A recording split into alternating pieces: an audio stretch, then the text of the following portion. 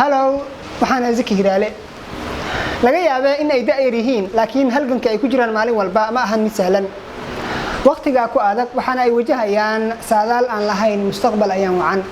Haddaba Caasha Nuur Aadan ayaa inoo sheekeynaysa waxa ay ka dhigan tahay in darbijiif lagu noqdo caasimadda Soomaaliya. Maalin mashquul ah iyo bartamaha faras magaalaha caasimadda Soomaaliya waa caadiyan inta ay indhahaadu qabtaan marka aad dhex marayso. laakiin isgoyskan gadaashiisa waxaa dhacda dunia alaba aanu dadweynuhu ka warqabin jiritaankeeda. caruurta idin muuqatana meeshan uma joogaan inay ku qaataan waqti kooban iyo cayaar, balse waa hooygooda iyo halka ay ugu dambeyntii usoo dhammaadeen xaggeeda. waana wax ay ka dhigan tahay in loogu yeero darbijiif. waa muwaadin aradan, waa Soomaali jira oo dadkiisa dhex jooga.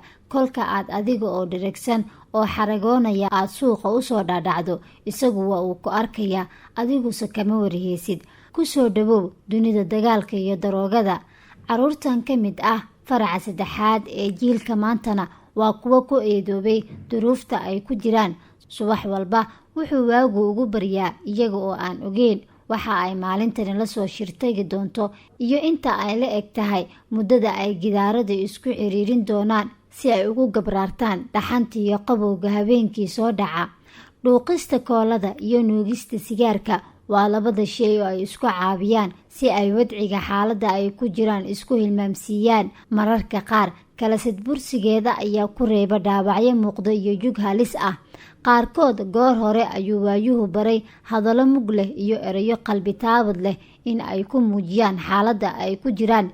ilaa markays duruufa ay qabatay inta camar isceliyo darbijiifta oo alaaba loogu yeero kuwa aan haysan gabaad iyo hooyaad joogto ah waa qeyb aan muuqan oo ka mid ah bulshada oo helibaaga gacan iyo garab ay kula dagaalgalaan waayaha adag iyo waqtiga oo ku wiirsaday awgiisa ay ku kaliftay in ay gaar uga soocmaan bulshada inteeda kale.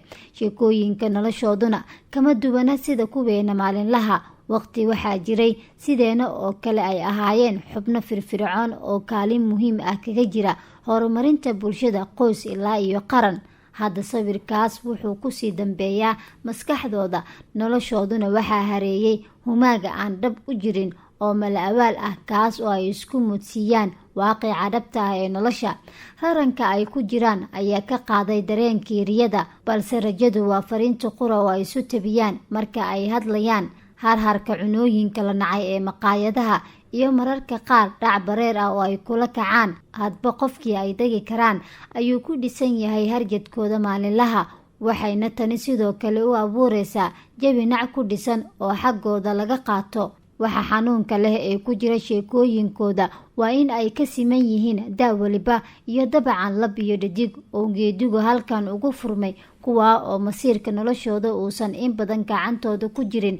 dhibaatada darbijiifnimadu waa burbur iyo musiibo qaran, waana mid la kowsatay tan iyo markii dalku xurnimada qaatay. marnaba ma dhicin in miiska lasoo dhigo xal u helidda mushkiladan insaaniga ah, mana muuqata kaalin dowladeed iyo mid shacab oo loogu diyaargaroobi karo dhammeynta aafadan kala dhantaalaysa horumarka iyo baraaraha ummadda.